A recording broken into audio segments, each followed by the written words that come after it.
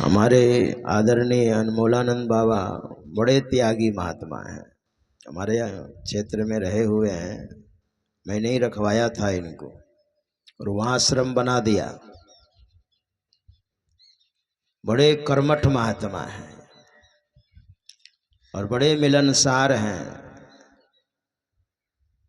और सब महात्मा को सम्मान करते हैं और इस तरह से समझा देंगे आपको, माता बहन को भी, है ना, कि आप समझ जाइएगा। तो बहुत सुंदर प्रवचन सुना रहे थे। देखिए, साधु की भावना होती है ना, भावना को समझिए आप, भाव को समझिए आप। साधु भूखा भाव का, है ना, साधु भूखा भाव का। तो अभी हम लोग पाठ में सुन रहे थे सत्संग योग में, उसमें प्रारंभ में पहले 4 वेद मंत्र है, उसके बाद है उपनिषद मंत्र है। तो कठोपनिषद का प्रसंग हम सुन रहे थे। अच्छा, गुरु महाराज ने वेद मंत्र देने के बाद उपनिषद मंत्र को क्यों दिया? गौर से सुनेंगे। संत मत में गुरु महाराज ने जो सत्संग योग का निर्माण किया है, सबसे उत्तम ग्रंथ है सत्संग योग। और इसमें पहले 4 वेद मंत्र दिए हैं गुरुदेव ने। क्यों? तो 4 वेद मंत्र का, 4 वेदों का प्रतीक है 4 वेद मंत्र। हमारे यहाँ 4 वेद है। ऋग्वेद है सबसे पुराना, ऋग्वेद के बाद यजुर्वेद है, यजुर्वेद के बाद है सामवेद, इसके बाद अथर्ववेद है। 4 वेद है। वेद एक था, इसको 4 भागों में भगवान वेदव्यास ने विभाजन किया हम लोगों के लिए कि समझ जाएं बढ़िया से। और वेद पर जो प्रवचन हुआ वही है उपनिषद। उपनिषद का पाठ हम लोग सुन रहे थे। जैसे हम लोग बोलचाल की भाषा में बोलते हैं ना, वेद उपनिषद ऐसा बोलते हैं ना, साधु संत ऐसा बोल देते हैं। तो गलत नहीं है, साधु ही संत होते हैं।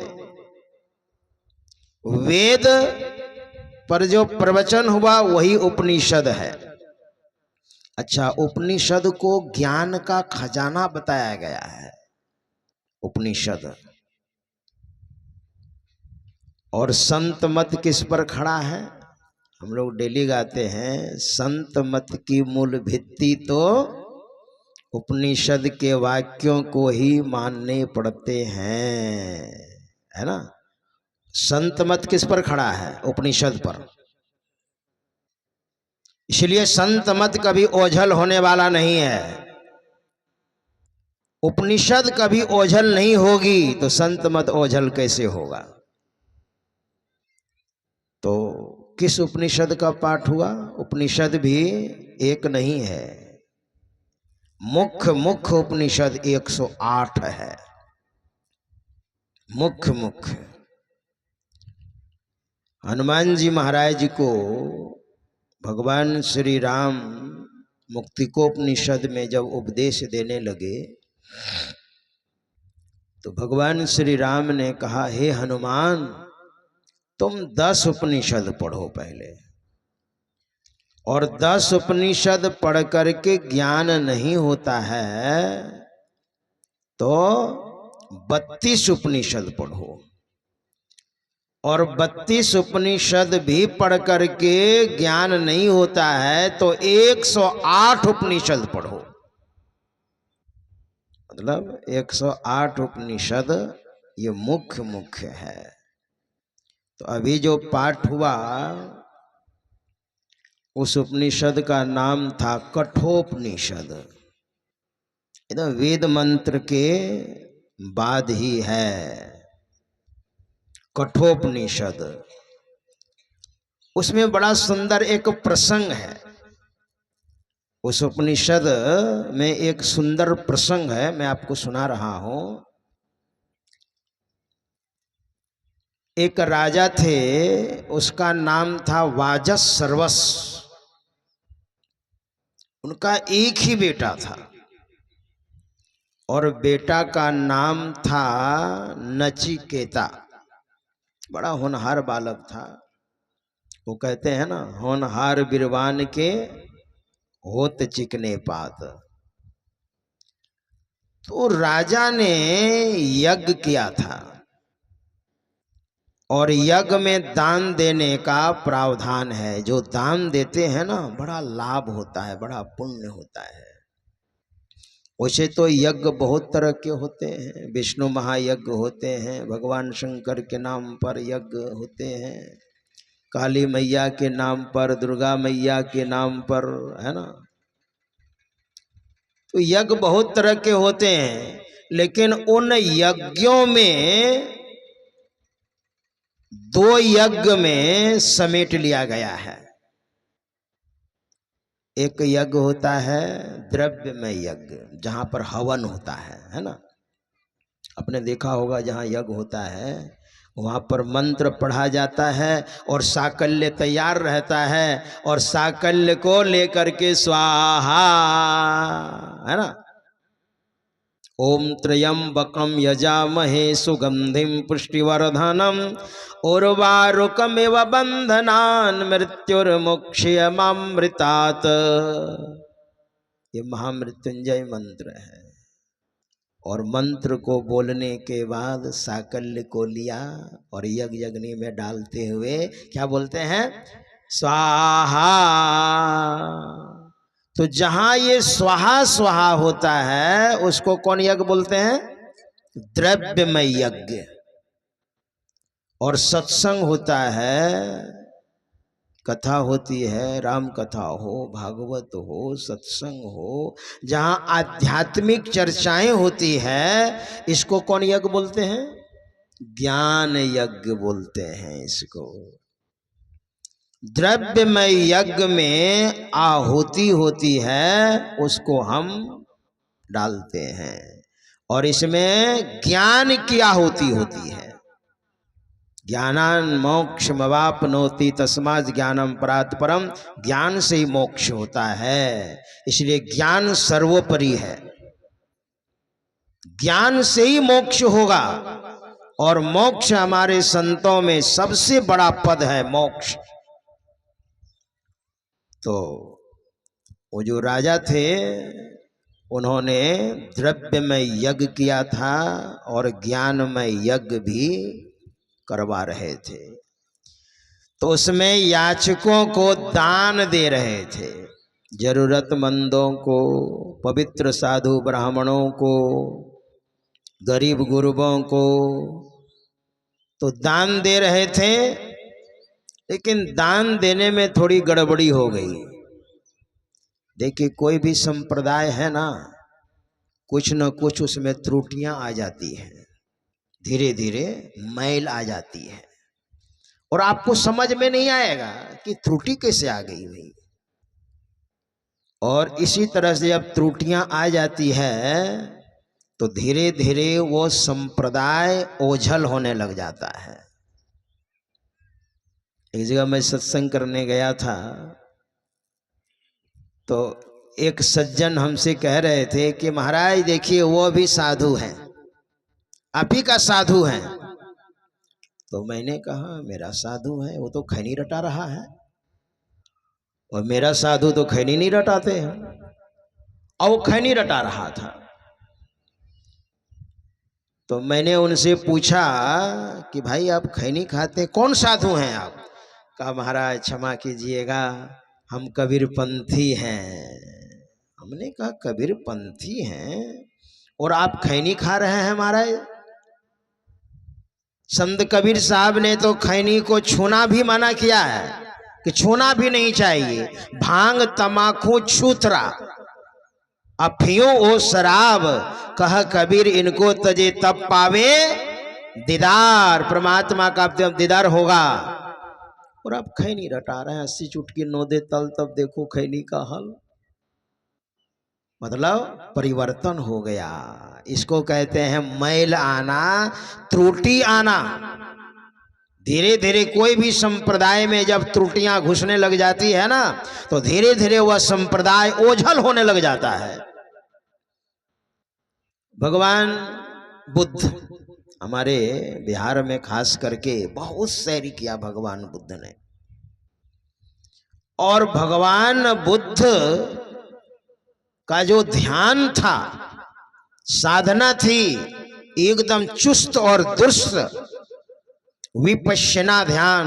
हमारे गुरु महाराज का जो ध्यान, जो कबीर साहब का ध्यान, नानक साहब का ध्यान, वही भगवान बुद्ध का भी ध्यान था, विपश्यना ध्यान।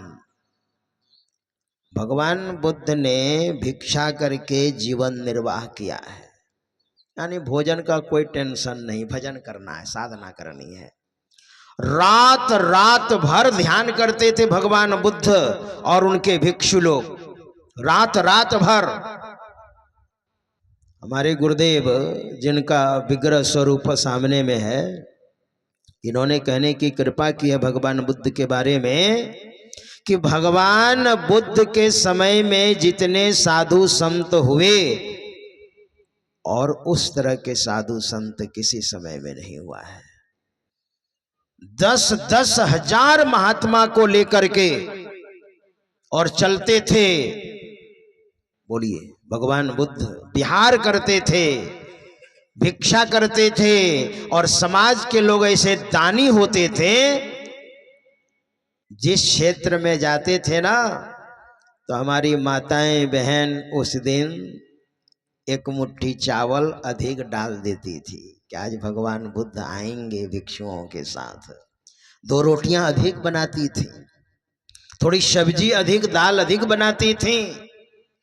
और जब भिक्षा करने के लिए जाते थे, भिक्षाम देहि भवतु, तो माताएं पवित्रता पूर्वक रोटी सब्जी दाल ला करके भगवान बुद्ध को और उनके भिक्षुओं को देती थी। दान देने की प्रवृत्ति थी। 10-10 हजार महात्मा, बताइए। और बड़े बड़े घर के लोग साधु संत बनते थे। भगवान बुद्ध युवराज थे ना, इसलिए राजे महाराजे बहुत साधु बने थे, राजपाट को त्याग करके। और रात में साधना करते थे, तो उसमें भी कुछ न कुछ त्रुटियां। भगवान बुद्ध के समय में एक भिक्षु को ध्यान करने का मन नहीं करता था, तो उसने सोचा कोई यहाँ ध्यान कर रहे हैं, कोई वहाँ कर रहे हैं, कोई वहाँ कर रहे हैं। तो एक साधु गमछी बिछा करके सोने के फिराक में थे, और भगवान बुद्ध ऐसे महापुरुष वहीं आकर के खड़े हो जाते थे। क्या कर रहे हो? ये गमछी क्यों बिछाई है? कहा कुछ नहीं प्रभु। कहा चलो ध्यान करो। पहरा करते थे, रात रात भर ध्यान करते थे, और दिन में भिक्षा करते थे और विश्राम करते थे, सत्संग करते थे, और रात में साधना करते थे। कौन साधना? जो हमारे गुरु महाराज की साधना है। और बिहार में इतना बिहार किया। बिहार, पंजाब में मैं कथा कर रहा था, तो एक पंजाबी ने मुझे कह दिया बिहार तो भुक्खड़ हैगा। मतलब वहाँ के लोग बहुत मतलब गरीब हैं। तो उस दिन मैंने बिहार पर ही प्रवचन किया था, और वे सेठ लोग आकर के क्षमा मांगे हमसे। मैंने कहा सुनिए, हमारे बिहार में क्या नहीं है? जहां पर भगवान बुद्ध ने विहार किया है ना, भगवान बुद्ध 10,000 महात्माओं को लेकर के विहार करते थे, प्रांत का नाम बिहार पड़ गया। क्या नहीं है हमारे बिहार में? हमारे श्रमिक अगर बिहार से नहीं आवे ना और आपके यहाँ फैक्ट्री में काम नहीं करे तो 1 नंबर में आप लोग मर जाइएगा। क्या हमारे श्रमिक अगर नहीं आवे बिहार से तो 1 नंबर में आप लोग मरिएगा भूखे। सेठों से मैंने कहा, पंजाबियों से मैंने कहा, हमारी बिहार में जहां पर भगवान शंकराचार्य आए केरल से, दक्षिण भारत से, और यहां पर मुदगल ऋषि थे, यहां पर कहोड़ ऋषि थे, यहां पर अष्टावक्र थे, क्या नहीं भगवान बुद्ध ने विहार किया भिक्षुओं के साथ। अरे कुछ नेताओं ने बिहार को बिहार बना दिया है ना, नेताओं ने, इसलिए हंस रहे हो। और सुनो,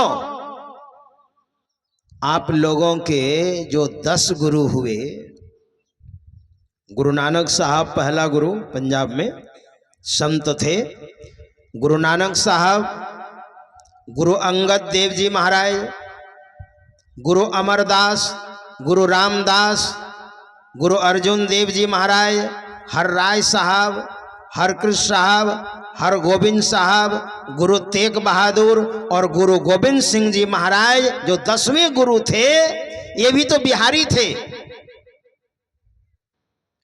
पटना साहिब का नाम आपने सुना होगा, पढ़ा होगा, गए होंगे आप।